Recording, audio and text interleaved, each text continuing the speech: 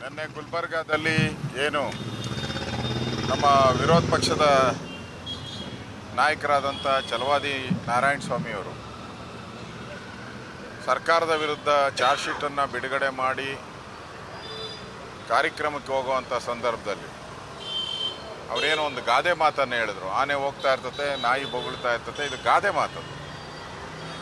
ಅದಕ್ಕೆ ಅಲ್ಲಿರುವಂಥ ಕಾಂಗ್ರೆಸ್ಸಿನ ಗೂಂಡಾಗಳು ಸುಮಾರು 5 ಗಂಟೆಗಳ ಕಾಲ ವಿರೋಧ ಪಕ್ಷದ ನಾಯಕರನ್ನು ಅಟ್ಯಾಕ್ ಮಾಡಿ ಅವ್ಯಾಚ ಶಬ್ದಗಳಿಂದ ಬೈದು, ಮೊಟ್ಟೆ ತಗೊಂಡು ಕಾರ್ ಮೇಲೆ ಹೊಡೆದು, ಇಂಕ್ ತಗೊಂಡು ಕಾರ್ ಮೇಲೆ ಹಾಕಿ, ಆವಾಜ್ಗಳು ಒಳಗಡೆ ಇವರು ಕೇಳಿಸೋ ರೀತಿ ನೀನು ಬಾ ನೋಡ್ಕೊತೀನಿ ಮುಗಿಸ್ತೀರಿ, ಈ ಥರ ಎಲ್ಲ ಆವಾಜ್ಗಳು ಹಾಕಿ ಒಬ್ಬ ವಿರೋಧ ಪಕ್ಷದ ನಾಯಕ ಅವರ ಡ್ಯೂಟಿ ಸರ್ಕಾರನ ತರಾಟೆಗೆ ತೆಗೆದುಕೊಳ್ಳೋಕ್ಕೆ ನಮ್ಮ ಡ್ಯೂಟಿ, ಅದು ನಮ್ಮ ಕರ್ತವ್ಯ. ಅದು ನಾವು ಮಾಡಿಲ್ಲ ಅಂದರೆ ಜನ ಕೇಳ್ತಾರೆ ಸರ್ಕಾರನ ಯಾಕೆ ತರಾಟೆಗೆ ತೆಗೆದುಕೊಂಡಿಲ್ಲ ಅಂತ. ಇಲ್ಲಿ ಕಾಂಗ್ರೆಸ್ಸಿನ ಈ ಗೂಂಡಾಗಿರಿಯಿಂದ ಇವತ್ತು ಹಿಂದೆ ಸೀಟ್ ಇರೋ ಮೇಲೆ ಒಂದು ಘಟನೆ ಆಯಿತು ವಿಧಾನ ಪರಿಷತ್ತಲ್ಲಿ. ಇದು ಮತ್ತೆ ರಿಪೀಟೇಷನ್ ವಿಧಾನ ಪರಿಷತ್ತಲ್ಲಿ ಛಲವಾದಿ ನಾರಾಯಣ ಸ್ವಾಮಿ ಅವ್ರ ಮೇಲೆ ಇದೇ ರೀತಿಯ ಹಲ್ಲೆ, ಅಟ್ಯಾಕ್. ಪೊಲೀಸರು ಒಂಥರ ಅಲ್ಲಿ ಮೂಕ ಪ್ರೇಕ್ಷಕರಾಗಿ ನಿಂತು ಅವ್ರಿಗೆ ಪ್ರೊಟೆಕ್ಷನ್ ಕೊಟ್ಟು ಕಾರ್ಯಕ್ರಮಕ್ಕೆ ಹೋಗ್ಬೇಕಾಯಿತು. ಮುಂದಿನ ಕಾರ್ಯಕ್ರಮ ಇತ್ತು, ಅಲ್ಲೂ ಒಂದು 2,000 ಜನ ಇದ್ದರು ಕಾರ್ಯಕ್ರಮದಲ್ಲಿ.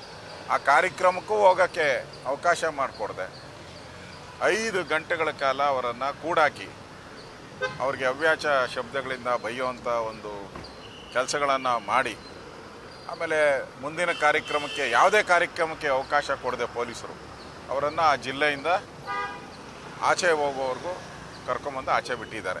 ಇದು ಯಾವ ನ್ಯಾಯ?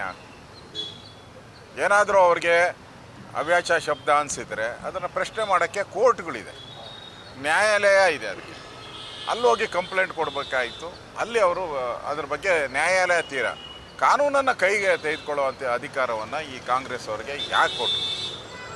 ಅದು ಗುಲ್ಬರ್ಗಾದಲ್ಲಿ ಈ ಥರ ಘಟನೆ ಮೊದಲೇನಲ್ಲ, ಪ್ರತಿದಿನದ ಕಾಯಕ ಹುಟ್ಟಿದೆ. ಅಲ್ಲಿ ನಮ್ಮ ಕಾರ್ಯಕರ್ತರ ಮೇಲೆ ಪ್ರತಿದಿನದ ಕಾಯಕ ಹುಟ್ಟಿದೆ ಕಾಂಗ್ರೆಸ್ ಅವರ ಅಲ್ಲೇ. ಈ ಘಟನೆ ಆಗಿರುವಂಥದ್ದು ಕಾಂಗ್ರೆಸ್ ಪಾರ್ಟಿ ಈ ರಾಜ್ಯದಲ್ಲಿ ಗೂಂಡಾಗಿರಿ ಮಾಡ್ತಾ ಇದೆ ಅನ್ನೋದು ಸ್ಪಷ್ಟವಾಗಿ ಕಾಣ್ತಾ ಇದೆ.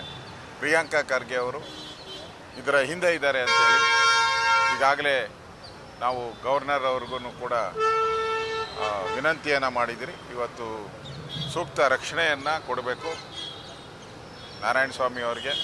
ಮತ್ತು ಈ ಆಗಿರುವಂಥ ಕ್ರಮದ ಬಗ್ಗೆ ಅಲ್ಲಿನ ಪೊಲೀಸ್ ಅಧಿಕಾರಿಗಳ ಮೇಲೆ, ಅಲ್ಲಿ ಯಾರು ಬಂದಿದ್ದರು ಗೂಂಡಾಗಳು ಅವ್ರ ಮೇಲೆ ಕ್ರಮ ತೆಗೆದುಕೊಳ್ಬೇಕು ಅನ್ನೋ ಆಗ್ರಹವನ್ನು ಮಾಡಿದಿರಿ.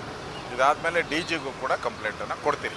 ಇದ್ರ ಬಗ್ಗೆ ಏನು ನಡೀತು, ಅಲ್ಲಿ ರಿಯಲ್ಲಾಗಿ ಏನು ನಡೀತು ಅನ್ನೋದ್ರ ಬಗ್ಗೆ ನಮ್ಮ ವಿಧಾನ ಪರಿಷತ್ತಿನ ನಮ್ಮ ನಾಯಕರಾದಂಥ ಛಲವಾದಿ ನಾರಾಯಣ ಸ್ವಾಮಿ ಅವರು ಮಾತಾಡ್ತಾರೆ.